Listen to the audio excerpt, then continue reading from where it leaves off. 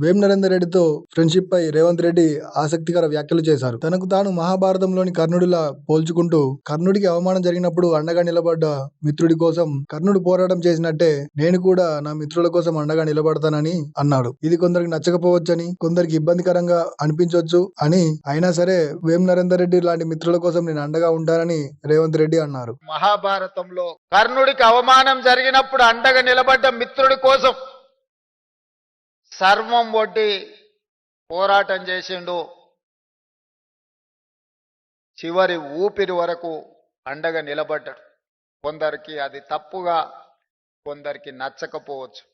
కానీ కర్ణుడు మిత్రధర్మాన్ని నిర్వహించిండు. నేను కూడా మిత్రుల కోసం అండగా నిలబడాలి. కొంతమందికి నచ్చొచ్చు, నచ్చకపోవచ్చు. కొంతమందికి ఇబ్బందికరంగా అనిపించవచ్చు.